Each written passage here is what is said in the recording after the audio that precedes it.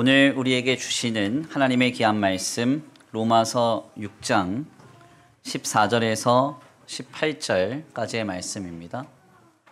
로마서 6장 14절에서 18절까지의 말씀.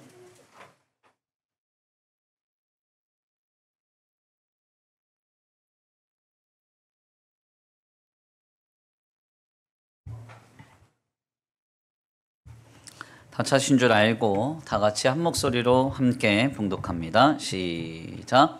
제가 너희를 주장하지 못하리니 이는 너희가 법 아래에 있지 아니하고 은혜 아래에 있음이라. 그런즉 어찌하리요? 우리가 법 아래에 있지 아니하고 은혜 아래에 있으니 죄를 지으리요? 그럴 수 없느니라. 너희 자신을 종으로 내주어 누구에게 순종하든지 그 순종함을 받는 자의 종이 되는 줄을 너희가 알지 못하느냐? 혹은 죄의 종으로 사망에 이르고 혹은 순종의 종으로 의에 이르느니라. 하나님께 감사하리로다. 너희가 본래 죄의 종이더니 너희에게 전하여 준 바 교훈의 본을 마음으로 순종하여 죄로부터 해방되어 의에게 종이 되었느니라. 아멘. 할렐루야. 아멘. 할렐루야. 아멘. 오늘도 하나님의 예비하신 귀한 은혜가 있는 줄 믿습니다. 귀한 시간 하나님의 은혜로 새롭게 되시고 하나님의 귀한 말씀 가운데 힘을 얻고 변화받는 귀한 시간 되실 간절히 축원합니다. 우리 다 같이 믿음으로 선포합니다. 다 잘 되고 있습니다. 하나님께서 하십니다. 시작. 다 잘 되고 있습니다. 하나님께서 하십니다. 아멘. 다시 한번 믿음으로 선포합니다. 다 잘 되고 있습니다. 주님의 은혜 아래서 다 잘 됩니다. 시작. 다 잘 되고 있습니다. 주님의 은혜 아래서 다 잘 됩니다. 아멘. 오늘도 우리에게 풍성한 은혜와 사랑으로 크게 역사해 주실 주님을 기대합니다. 오늘은 귀한 시간 귀한 말씀을 통하여서 은혜 아래 있음이라, 은혜 아래 있음이라 라는 제목으로 하나님의 귀한 말씀 함께 나누고자 합니다. 오늘은 추수감사주일입니다. 한 해 동안 우리를 지켜주신 하나님의 은혜를 기억하면서 주님을 향하여 뜨겁게 감사하고 감격하는 날로 오늘을 지냅니다. 혹자는 삶에 있어서 많은 사건과 사고가 있었기 때문에, 그리고 특별하게 어떤 여겨질 만한 기적이나 공급이 없었기 때문에 진정으로 감사하는 일이 어렵고 불편하다라고 이렇게 말씀하실지도 모르겠습니다. 그렇지만 우리가 1년여간의 삶을 잘 돌아보면 오늘 이 삶의 자리에, 오늘 우리가 이를 때까지 주님은 우리의 삶을 주관하시고 다스려 주셔서 오늘에 이르게 하신 줄 믿습니다. 그 주님 앞에 우리는 하나님의 놀라운 손길과 섭리를 기억하고 더 뜨겁게 감사하고 감사하는 복된 주일로 오늘을 지내야 할 것입니다. 저는 특별히 가시적으로 어떤 하나님의 특별한 이적이나 기적은 없지만 늘 하나님께서 우리의 삶을 주관하시며 다스리시고 인도하신다는 사실을, 그 신묘한 은혜를 이 성만찬 예식을 준비하면서 좀 더 깊이 생각해 보게 됐습니다. 성만찬 예식은 은혜의 방편으로서 예수께서 제자들과 최후의 만찬을 나누시면서 제정하신 떡과 포도주에 관련된 예전입니다. 우리는 실상 종교개혁자인 칼빈의 입장에 따라서 주께서 십자가에 돌아가시기 전날 밤에 우리를 위해 제정하신 그 성령의 놀라운 예전의 예식이 바로 이 성만찬이다 라고 이렇게 여깁니다.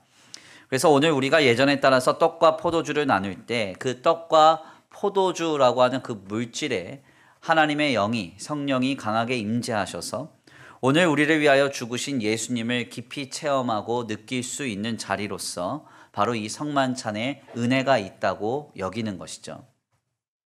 그런데 실상 우리의 이러한 입장에 대해서 로마 가톨릭은 그와 같이 여기지 않습니다. 로마 가톨릭은 성만찬 시에 떡과 포도주가 사제가 축사를 하는 그 순간 바로 떡과 포도주는 예수님의 실제적 몸과 피로 바뀐다고 여깁니다.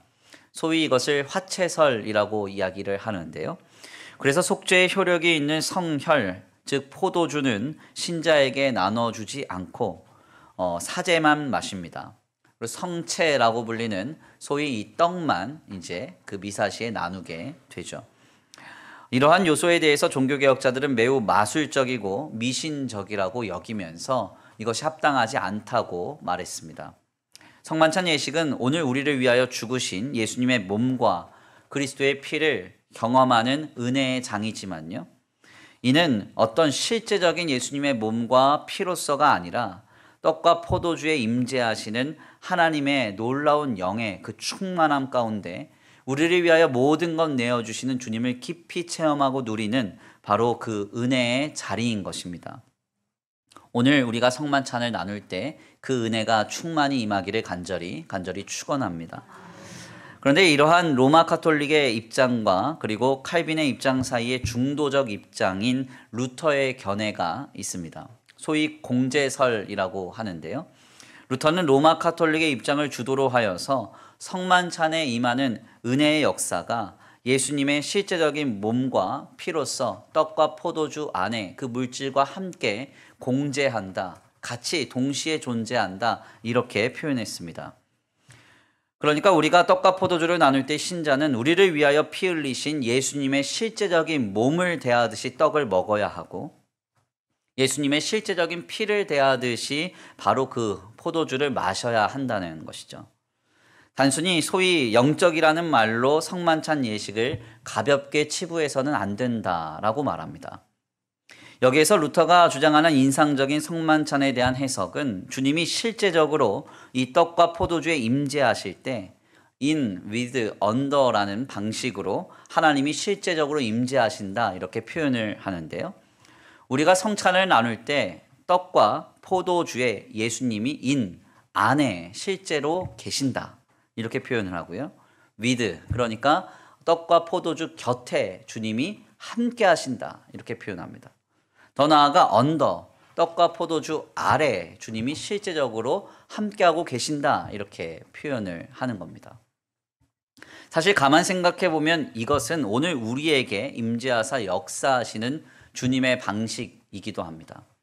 우리 하나님은 어떤 영적인 차원 속에서 그냥 영적인 세계 속에서 존재하시고 우리에게 역사하시는 주님이십니까?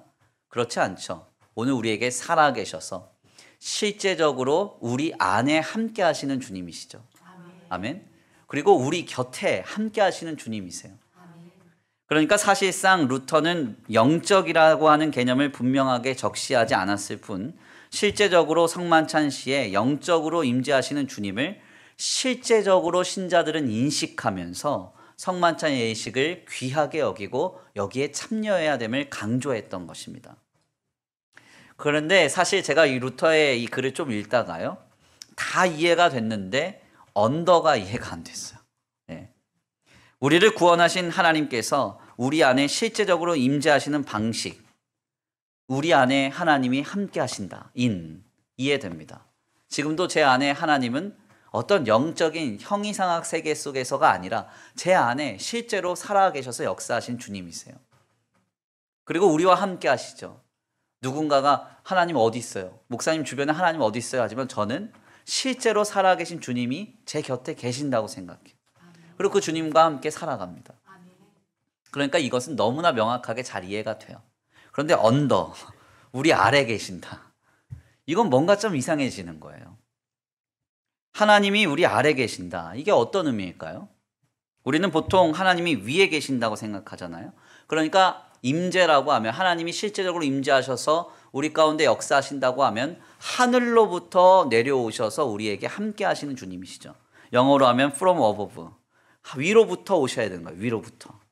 그런데 루터는 위로부터가 아니라 under, 아래, 우리 아래에 실제로 임재하신다 이렇게 말하고 있는 겁니다. 여기에는 깊은 의미가 담겨져 있죠. 하늘로부터 임하는 하나님의 임재는 명확하게 인식됩니다. 하늘로부터 뭐가 확 임한다고 해보세요. 누군가가 다 볼 거 아닙니까? 그러나 우리의 삶 아래에 계시는 하나님의 임재는 은밀하며 잘 보여지지 않습니다. 드러나지 않는다는 거예요. 결국 루터는 명확하게 인식되지는 않지만 보이는 물질인 떡과 포도주 아래에도 하나님은 실제로 임재하고 계심을 밝히면서 우리는 항상 그 하나님을 늘 의식하고 인정하며 살아가야 된다고 말하고 있는 겁니다. 바로 여기에 성만찬 예식의 강조점이 있는 거죠. 이는 오늘 우리에게 굉장히 중요한 신앙의 인사이트를 줍니다. 우리가 실상 오늘 추수감사주의를 맞이하면서도 뜨겁게 감사하지 못하는 이유가 어디 있을까요? From above, 위로부터 하나님의 은혜와 역사와 공급이 나타났다고 하면 여기 계신 분들 가만히 계시지 않을 거예요. 나 하나님께 이런 공급 받았다고, 이런 은혜를 누렸다고 다 말하고 다닐 겁니다. 우리는 항상 from above, 위로부터 또렷하게 인식되고 확인되는 하늘로부터 임하는 은혜와 역사와 공급을 기대합니다. 그런데 대부분의 경우에는 이런 하나님의 공급이, 이런 역사가 경험되지 않을 때가 많죠. 지난 목요일에 우리 학생들이 수능 시험을 봤잖아요. 그러면 원종수 원사님이 간증하셨던 대로요. 시험 보고 있는데 하늘로부터 갑자기 답안지가 이렇게, 생각만 해도 행복해요. 그렇죠? 답지 보면서 시험 보는 거예요. 이러면 얼마나 큰 은혜가 있겠습니까? 예, 아마 뜨거운 감사가 터져 나오면서 오늘 주일을 지내겠죠. 안타깝게도 이런 경우는 거의 없습니다. 그렇죠? 내 삶의 문제와 상황이 from above, 위로부터 임하는 하나님의 역사로 해결될 때 우리는 뜨겁게 감사할 거예요. 그러나 위로부터 임하는 하나님의 역사는 특별한 경우를 제외하고는 실상 많은 이들이 누리지 못합니다. 일반적으로 하나님의 임재와 역사, 실제적인 함께 하심은 어떻게 우리에게 경험되나요? 언더, 우리의 삶 아래에, 그 물질 아래에 임재하세요. 그래서 잘 드러나지 않고 잘 보이지 않고 명확하게 확인되지가 않습니다. 그러나 지나고 나면 모든 순간에 주님이 언더, 우리 아래 계셨구나. 우리 곁에 계셨구나. 보이지 않았지만 그 모든 바탕 아래 주님이 계셨구나 깨닫게 된다는 것이죠. 바로 여기에 우리의 감사가 있습니다. 신자에게 있어서 하나님의 임재와 역사는 명확하게 느껴지지 않을 때가 많이 있어요. 그러나 주님은 우리의 아래, 모든 순간에 우리의 삶 아래에서 은밀히 역사하고 계시는 것이죠. 우리가 이 사실을 믿고 알고 있기 때문에 우리는 감사할 수 있는 겁니다. 보이지 않아도, 들리지 않아도, 잡히지 않아도 우리의 삶의 아래 주님이 계신다는 거예요. 오늘 우리가 예배 시에 함께 찬양한 찬송가 539장 너 예수께 조용히 나가라고 하는 이 찬양의 찬송시는 엘리자 히윗 여사의 작사로 쓰여졌습니다.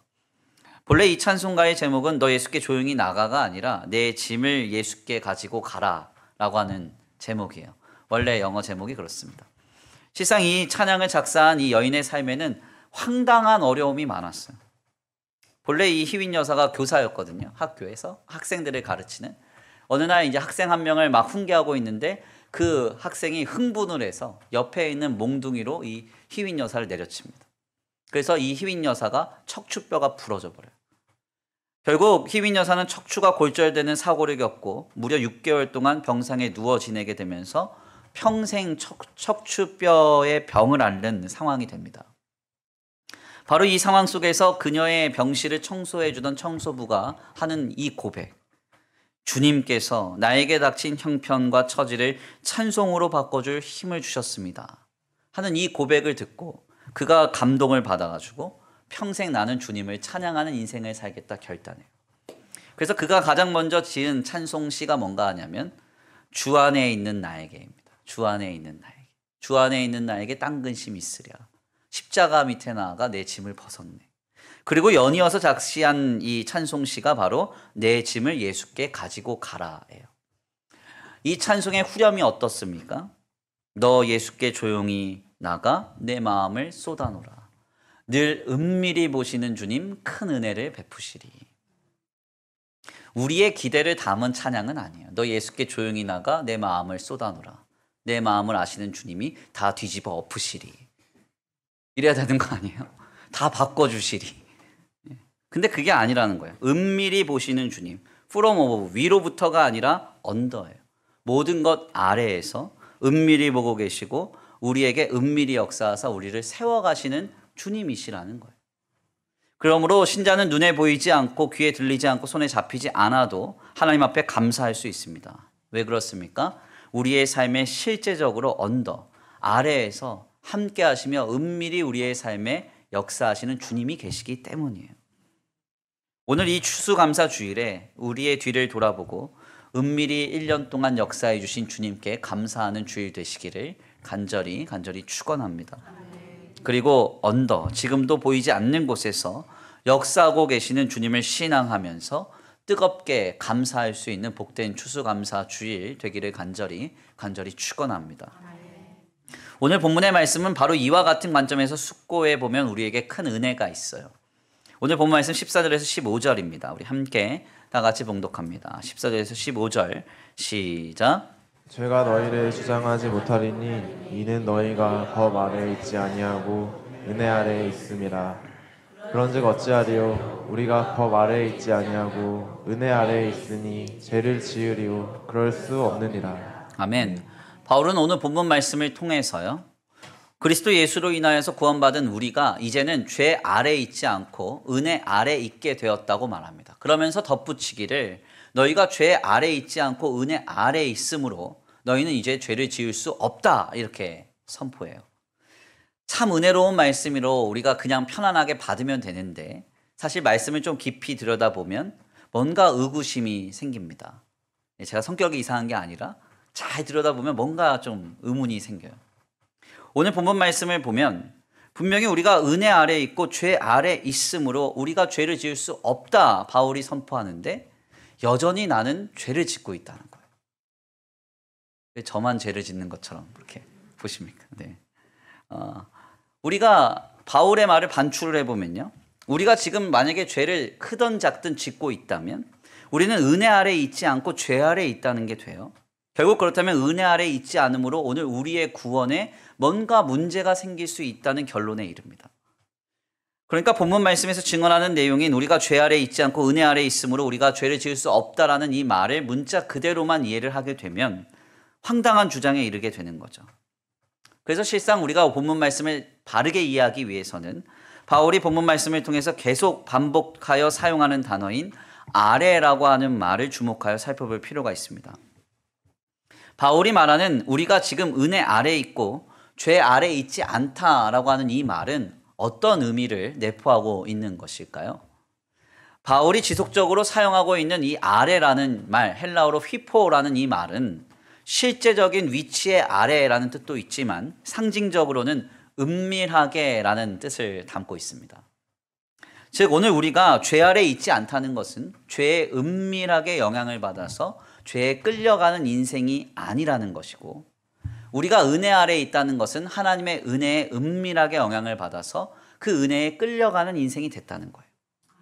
즉 바울은 신자가 예수님으로 인해서 하나님의 은혜 아래 주님의 은혜를 은밀하게 힘입는 상태가 되었으므로 그의 삶과 그의 인생과 그의 본질의 방향이 바뀌어서 죄가 아닌 하나님의 은혜로 인도하심을 받는 인생이 되었음을 선포하고 있는 겁니다. 이게 바로 너희가 죄 아래에 있지 않고 은혜 아래에 있으니 너희는 죄를 지을 수 없다라고 하는 바울의 선포의 내용인 거예요. 여기서 중요한 점은 휘포, 이 은혜 아래, 즉 은혜에 은밀히 영향받아 우리가 하나님의 사람으로 세워져 간다는 바울의 주장입니다. 느닷없이 임한 은혜가 우리의 내면과 외면에 있는 모든 죄를 다 뿌리 뽑아버리고요, 하나님의 은혜를 딱 경험하게 되면 갑자기 사람이 확 돌변해서 완벽한 신자의 모습으로 모든 부정과 모든 불의를 끊어내고 살아가는 것이냐? 그게 아니에요.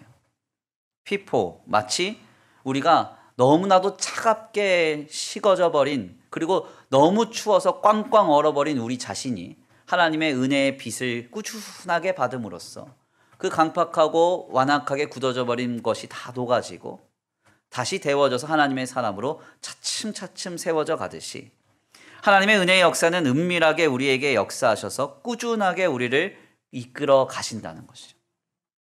그래서 감신대 교수이기도 했던 김영봉 목사님은 사귐의 기도라는 책을 통해서 신자의 신앙생활에 있어 가장 중요한 두 가지가 자유로움과 자연스러움이라고 말씀하셨어요. 무슨 말입니까? 하나님의 은혜는 가시적으로 우리에게 임해서 어느 날 갑자기 우리를 확 돌변케 하는 역사가 아닙니다.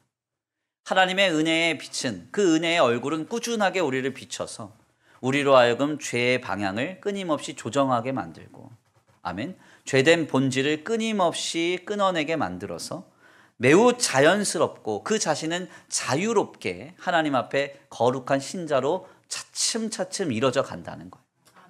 이게 바로 신학적으로는 성화라고 합니다. 성화. 오늘 우리와 우리의 삶을 하나님의 의뢰 아래 주님이 두심으로써 꾸준하게 조금씩 변화시켜 가세요. 그리고 우리에게 은밀하게 관여하셔서 어떨 때는 나도 모르는 사이에 죄가 끊어지게 만들고요. 우리가 거룩한 신자로 세워져 갈 수 있도록 주님이 보이지 않는 곳에서 우리의 손을 붙잡고 이끌어 가시는 거예요. 바로 우리가 이 은혜 아래에 있는 겁니다. 우리는 이 사실을 잊지 말아야 돼요. 하나님은 나를 이끌고 가고 계세요. 보이지 않는 곳에서 은밀하게, 그리고 꾸준하게 조금씩 우리를 이뤄가고 계시는 주님이시라는 거예요. 실상 저는 목회를 하면서 가장 두려운 성도들의 유형이 있어요. 누구냐? 은혜 받아서 돌변하는 유형. 제일 무서워요. 돌변하는 사람이 제일 무서워요. 은혜를 참석하고 나서 오늘 말씀에 너무 큰 은혜를 받았다고 방방 뛰면서 이거 하겠다 저거 하겠다 그러면 마음이 많이 어렵습니다. 예. 그러면 이제 제가 가서 이렇게 하지 마시고 기도하고 천천히 결정하시라고 그러거든요. 예. 그 이유는 은혜 받아서 확 돌변한 분들은요, 불 받아서 확 돌변한 분들은 불 꺼지면 또 확 돌변해요. 그러니까 이게 마음이 어려워요. 지금도 뭐 그런 요청이 많아요. 뭐 이거 하겠다 저거 하겠다, 이거 하고 싶다 저거 하고 싶다. 그러면 제가 일단은 자제를 시킵니다. 기도해 보시고 천천히 하시고, 뭐 주중에 막 헌신하겠다 막 이렇게 하면 주일까지 기도해 보시고 헌신하는 마음이 그대로 있으면 주일날 헌신하시라고 이렇게 해요. 이번 주 목요일에 이 분할 대형 모니터를 설치했습니다. 뭐 일주일에 한 번 교회 오신 분들은 갑자기 교회 목사님 투자를 많이 하셨네, 돈 많이 쓰셨네 막 이럴 텐데, 교회 재정 많이 들여서 한 게 아니에요. 12년째 개척교회를 섬기시는 한 부부가 우리 교회 여타의 사정으로 한 3번 정도 예배를 참석하시게 됐습니다. 그러다가 3번째 이제 큰 감동을 받으시고 예배를 드리시다가 화면이 너무, 프로젝터 화면이 너무 흐릿하고 안 보이시더래요. 그래서 이거 내가 헌신해야 되겠다, 감동을 받으신 거예요. 그래서 그분이 이제 헌신하시겠다 주중에 저를 찾아왔습니다. 대뜸 제가 감동을 받았으니까 이거 하겠다 이러시길래 제가 하지 말라 그랬어요. 귀한 제안은 감사한데 저희 교회 장로님들도 있고, 그리고 재정도 있고, 그래서 제안대로 잘 하겠다고, 숙고해서 잘 하겠다 그랬어요. 아마 이런 말씀 들으시면 목사님 왜 이러시나 이럴 거예요. 성도님들은 감동 있을 때 확 끌어당겨가지고 할 거 다 해야지 그러실 텐데, 아무튼 전 좀 그래요. 그래가지고 제가 이제 이거 조금 그렇다, 우리 재정도 있고 장로님들도 있으니까 우리가 결정해서 하겠다, 귀한 제안 감사합니다 그랬어요. 근데 그분이 이제 만남을 정리하면서 주보에 기재된 이제 교회 계좌로 그냥 헌금하겠다 하셔서 그분이 헌금해가지고 이제 달게 된 겁니다. 제가 왜 갑자기 은혜 받았다고, 뭐 감동 받았다고, 뭐 하겠다 저거 하겠다 하면 잠깐 기다리라고 하시느냐? 그러니까 하나님의 진정한 역사는 사람과 삶을 돌변시키는 것으로 나타나지 않습니다. 기독교 역사랑은 거의 다른 거예요. 결이. 무속 신앙이나 아니면 여타의 다른 종교에서 이런 형태가 많은데, 이 그리스도 안에 있는 신앙인들의 변화는 이런 식으로 잘 나타나지 않아요. 성경을 가만히 한번 잘 들여다 보세요. 아브라함이 갈대아 우르에서 하나님을 만나 아비 친척집을 떠나 가나안 땅으로 갑니다. 그때 주님을 만났기 때문에 갑자기 느닷없이 그는 완벽한 신자의 삶을 살아가기 시작했나요? 그렇지 않죠. 끊임없이 실수하고 끊임없이 타협하고 끊임없이 범죄했죠. 그래서 25년이라는 시간이 지나서 주님이 100세의 아들 이삭을 주시고, 이삭을 낳고 나서 한참 그를 키운 뒤에야 그는 이삭을 하나님께 바칠 수 있는 아브라함, 믿음의 열방의 아버지가 된 거 아니에요? 야곱이요, 베델에서 돌베개 베고 잠자다가요 하늘과 땅을 잇는 천상의 사닥다리를 봅니다. 우리가 그런 경험했으면 어떨까요? 갑자기 막 느닷없이 완벽한 신자의 삶을 살아갈 수 있을까요? 야곱이 어떻게 살았어요? 그렇지 않죠. 사실상 성경에서 인정하는 야곱의 아름다운 신앙인의 모습이 언제 이루어지느냐? 애굽에서 요셉을 만나서 그가 이 바로에게 자신의 나이를 고백할 때, 험악한 나그네 세월 130년입니다. 그때 그 즈음에서야 성경은 그를 야곱이 아니라 이스라엘이라고 명명하기 시작해요. 예수님의 제자들 역시도 3년 동안 예수님과 동거동락했죠. 눈앞에서 죽은 자가 살아나는 걸 봤고요. 병든 자가 살아나는 걸 봤고요. 그리고 귀신 들린 자가 귀신이 쫓겨나는 것도 봤어요. 그런데 바로 그 즉시 예수님의 참된 제자처럼 살았냐? 그거 아닙니다. 3년간의 공생애가 지나고 부활의 주님과 만나는 은혜 아래에서 성령의 역사가 그들을 꾸준히 비춰줌으로써 그들은 거룩한 신자가 되고 사도가 되고 제자가 된 것이죠. 이것이 바로 오늘 은혜 아래에 있는 우리에게 임하는 역사입니다. 그러므로 신자는 완전한 하나님의 사람으로 살아가지 못한다 하더라도 실망할 필요가 없어요. 왜냐하면 휘포, 우리에게는 예수 그리스도로 말미암아 하나님이 베풀어 주시는 은혜 아래 그 은혜의 역사가 있기 때문에 그렇습니다. 또한 우리는 하나님의 은혜가 가시적으로 보여지지 않는다 하더라도 낙심하지 말고 하나님 앞에 감사해야 돼요. 왜냐하면 휘포, 예수 그리스도로 말미암아 은밀하게 은혜를 베풀어 주시는 하나님의 은혜 아래 우리가 있기 때문에 그렇습니다. 그러므로 이 은혜 아래에 있음을 잊지 마시기를 간절히 축원합니다. 그렇다면 우리가 어떻게 우리를 은혜 아래 두시며 우리에게 늘 은밀히 역사하시는 주님을 발견하고 인식하며 바르게 신앙하며 어떻게 살아갈 수 있습니까? 우리가 그 해답을 오늘 본문 말씀 16절에서 18절 말씀을 통해서 확인하고자 합니다. 다시 한번 함께 봉독합니다. 16절에서 18절입니다. 시작. 너희 자신을 종으로 내주어 누구에게 순종하든지 그 순종함을 받는 자의 종이 되는 줄을 너희가 알지 못하느냐? 혹은 죄의 종으로 사망에 이르고 혹은 순종의 종으로 의에 이르느니라. 하나님께 감사하리로다. 너희가 본래 죄의 종이더니 너희에게 전하여 준 바 교훈의 본을 마음으로 순종하여 죄로부터 해방되어 의에게 종이 되었느니라. 아멘. 하나님께 감사하리로다 라고 선포하면서요, 바울이 감사를 고백한 뒤에요, 지속적으로 반복되는 한 단어가 있습니다. 그게 뭐냐면 순종, 이 순종이라는 단어예요. 여기서 이 순종이라는 헬라어 휘파쿠오는 아래를 뜻하는 휘포와 듣다라는 말의 의미를 가진 아쿠오라고 하는 말의 합성어입니다. 그러니까 성경에서 말하는 순종이란 아래에서 듣는 거예요. 아래에서 듣는 거. 즉 순종은 듣는 것에서부터 시작합니다. 주님께서 우리를 은혜 아래 두시며 우리에게 은밀하게 역사하실 때 신자가 그 하나님을 인식하지 못할 때가 있어요. 왜 하나님 가시적으로 내게 역사하시지 않습니까? 왜 주님 보이지 않습니까? 왜 들리지 않습니까? 잡히지 않습니까? 답답하고 낙심이 될 때가 있어요. 그때 뭘 해야 되느냐? 순종해야 돼요. 순종. 하나님의 말씀을 들어야 돼요. 세상의 소리나 사람의 소리나 물질의 소리가 아니라 하나님의 말씀의 소리를 들어야 돼요.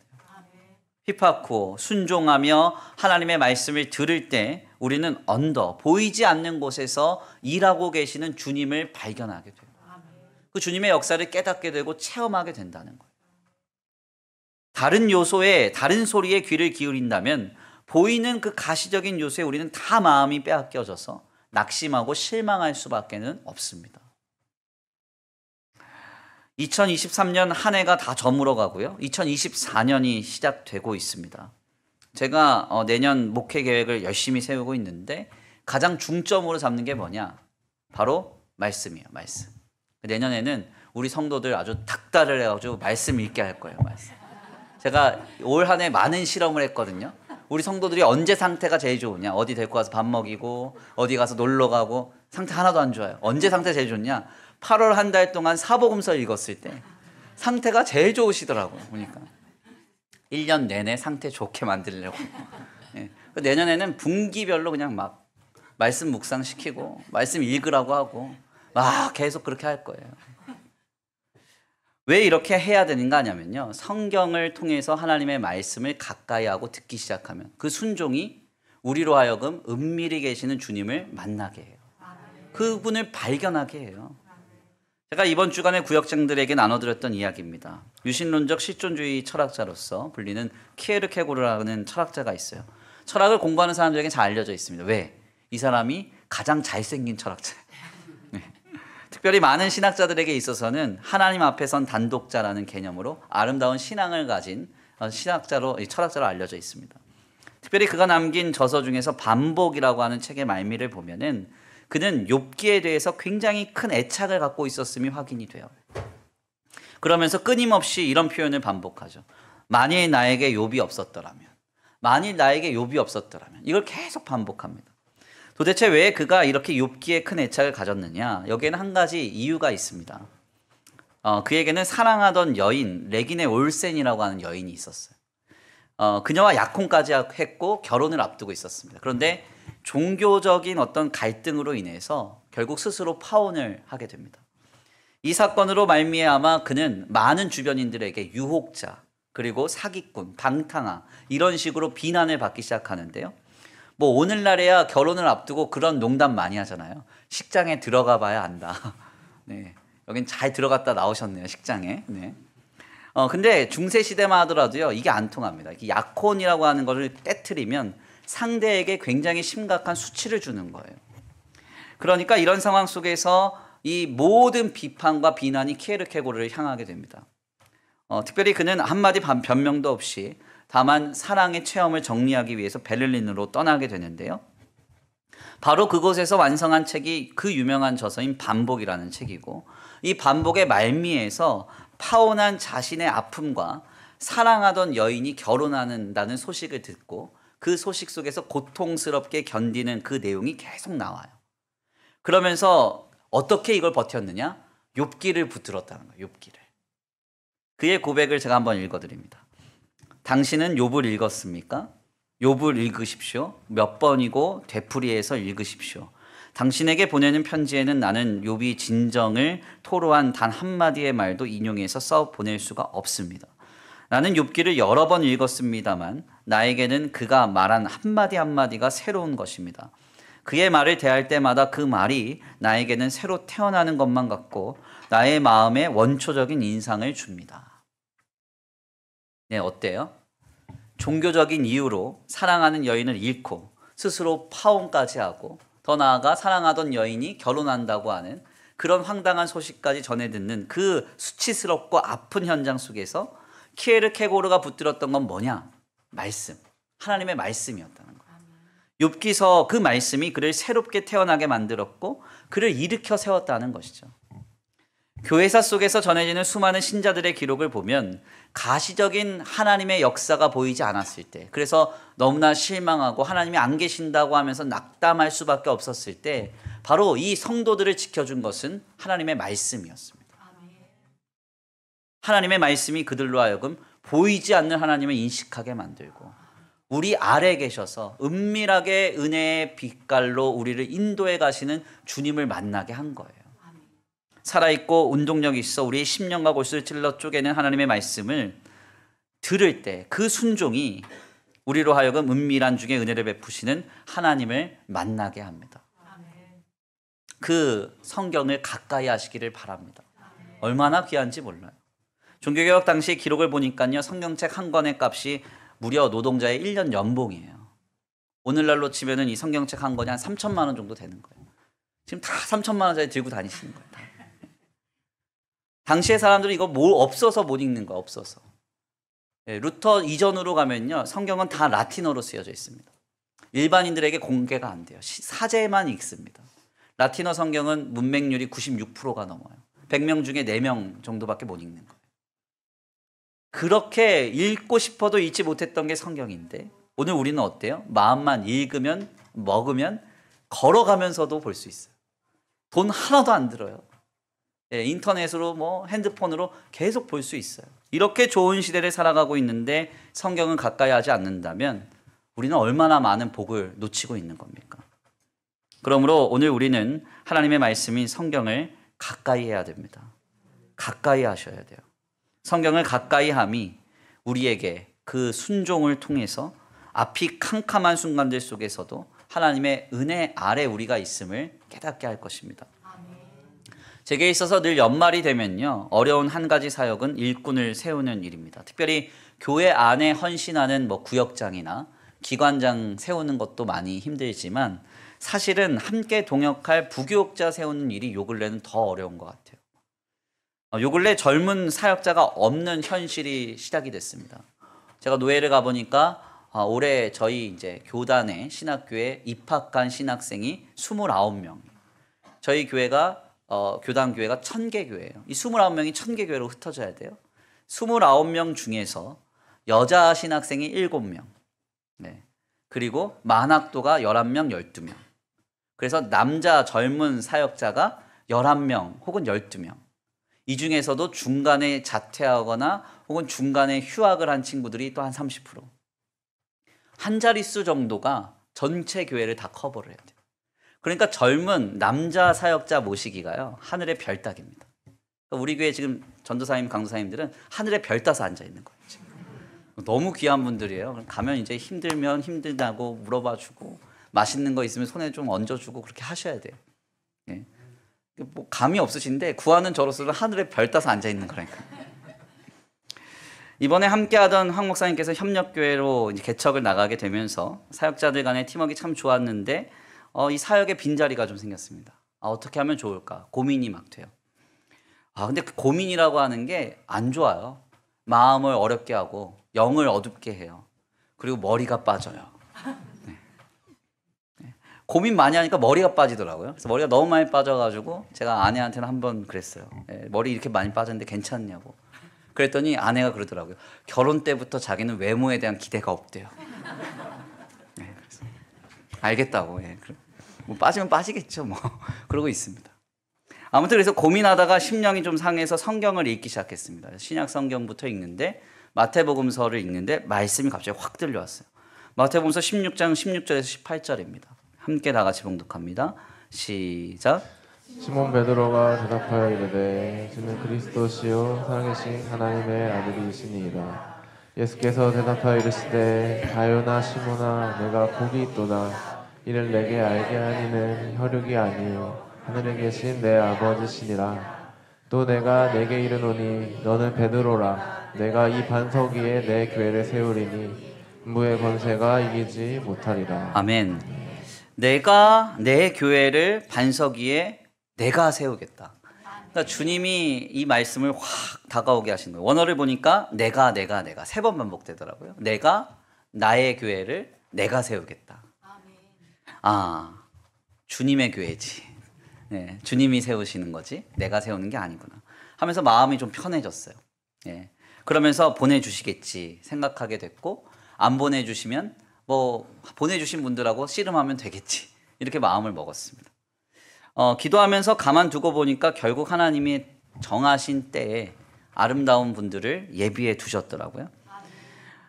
우리가 늘 항상 실수하는 한 가지, 우리는 늘 보이는 것을 통해서 하나님의 역사를 판가름하려고 합니다. 그러나 주님은 늘 은밀히 일하고 계시는 주님이세요. 우리가 항상 조급해요. from above, 위로부터 명확히 보이는 역사와 공급이 없으면 다급해하다가 실수하거나 믿음에 많은 타협을 합니다. 그러나 주님은 모든 순간에 우리 아래에 계세요. 그리고 우리를 은혜 아래 두사 은밀히 우리를 이끌어 가십니다. 주님 안에서 이 역사가 우리에게 있음을 항상 기억하십시오. 가시적인 하나님의 역사가 없다고 해서 낙심하거나 실망하려고 하는 그때 순종, 주님의 말씀에 귀를 기울이세요. 그때 은밀히 계시는 주님이 보이고 들리고 경험될 줄 믿습니다. 그러므로 성경을 가까이 하는 순종으로 늘 말씀을 붙들고 우리의 삶에 항상 함께 하시는 주님을 경험하며 살아갈 수 있는 저와 우리 성도들 모두가 되시길 간절히 축원합니다. 이 시간 다 같이 믿음으로 선포하겠습니다. 함께 선포하겠는데요. 눈에 보이는 하나님의 역사가 없다고 해서 실망하지 맙시다. 시작. 눈에 보이는 하나님의 역사가 없다고 해서 실망하지 맙시다. 아멘. 다시 한번 고백합니다. 은밀히 역사하시고 우리를 인도하시는 주님이 계십니다. 시작. 은밀히 역사하시고 우리를 인도하시는 주님이 계십니다. 아멘. 주님의 말씀을 들으며 순종함으로 우리와 함께하고 계시는 주님을 늘 발견하고 경험할 수 있는 저와 우리 성도들 모두가 되시길 간절히 축원합니다. 우리 이 시간 귀한 말씀 붙들고 함께 기도하겠습니다. 찬양의 가사를 생각하시면서 주님 여기 계십니다. 주님 나를 보고 계시고 함께하고 계십니다. 우리 다 같이 찬양으로 결단하며 주님을 늘 가까이 하기를 원합니다. 결단하며 기도하겠습니다.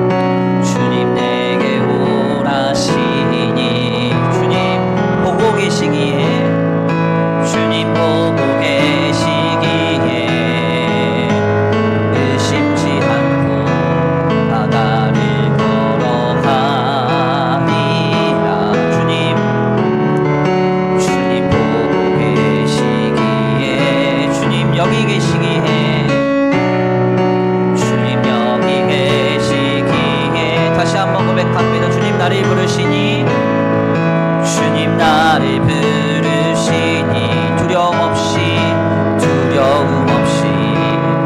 해서 나가니. 은밀히 계시는 주님이 계십니다. 주님 부르시니 주님 내게 오라시니 주님 내게 오라시니 주님 보고 계시기에 주님 보고 계시기 의심치 않고 의심치 않고 바다를 걸어가. 은밀히 계시는 주님이 보고 계십니다. 주님 보고 계시기에 주님 여기 계시기에 주님 여기 계시기에 주님 여기 계시기에 주님 여기 계시기에 이 깊은 바다가 반석이 되고 주님 여기 계시기에 반석 위를 내가 걸어가리라. 주님 여기 계시기에 주님 여기 계시기에 저 거친 파도가 반석이 되고 주님 여기 계시기에 반석 위를 내가 걷음. 주님 여기 계시기에 주님 여기 계시기에 이 깊은 바다가 반석이 되고 주님 여기 계시기에 반석 위를 내가 걸어가리라. 주님 여기 계시기에 저 거친 파도가 반석이 되고 주님 여기 계시기에 반석 위를 내가 두 손 높이 들고 마지막으로 고백합니다. 주님 여기 계십니다. 은밀한 중에 계십니다. 주님 여기 계시기에 이 깊은 바다가 반석이 되고 주님 여기 계시기에 반석 위를 내가 걸어가리라.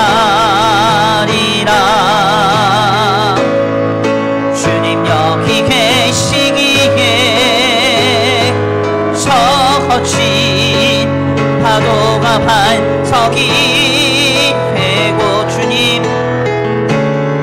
주님 여기 계시기에 반석 위를 내가 걷습니다. 아멘. 우리 이 시간 함께 기도하기 원합니다.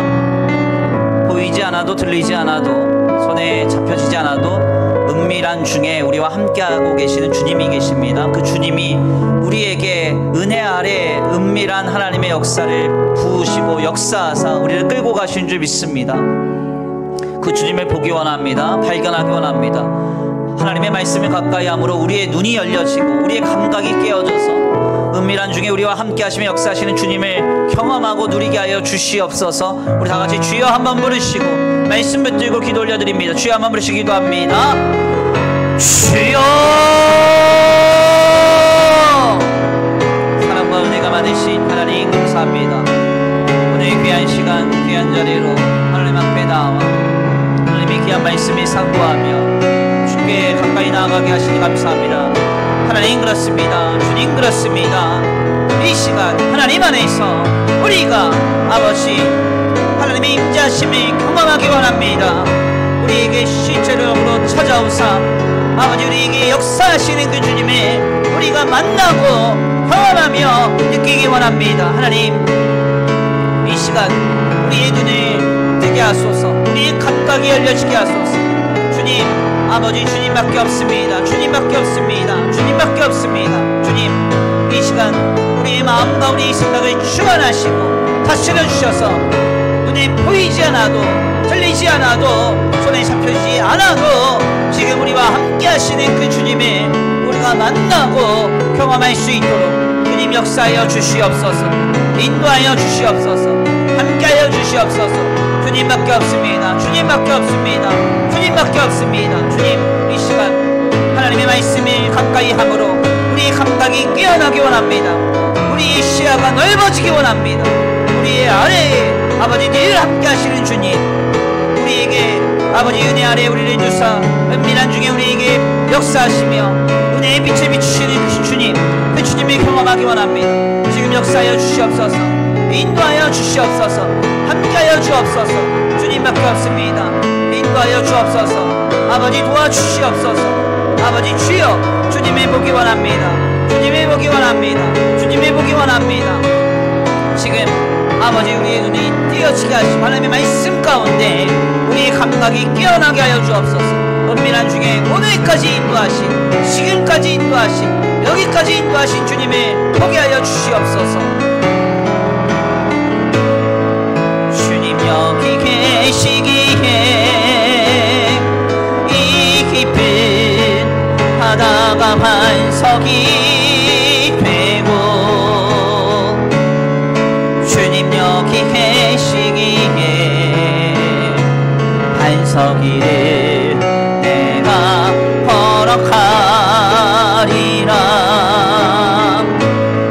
주님 여기 계시기에 저 거친 파도가 반석이 되고 주님 여기 계시기에 반석 위를 내가 걷습니다.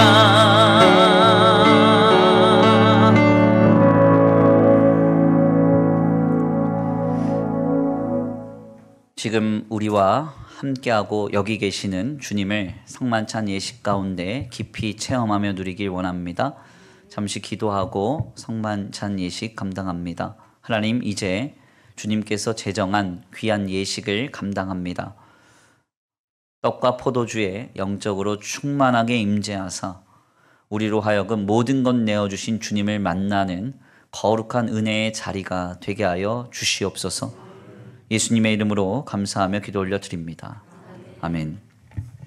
이제는 우리 주 예수 그리스도의 은혜와 성부 하나님의 극진하신 사랑하심과 성령 하나님의 내주 교통하심이 오늘 귀한 말씀 가운데 깨닫고 눈에 보이지 않고 귀에 들리지 않으며 손에 잡혀지지 않아도 우리의 삶에 늘 은밀히 계셔서 은밀한 중에 역사하시는 주님이 있음을 믿고 바라며 하나님의 말씀을 통하여 순종함으로 그분을 보고 그분을 경험하며 그분 안에 거하기로 결단하는 모든 성도들 머리 위에 이제로부터 영원토록 함께 있을지어다.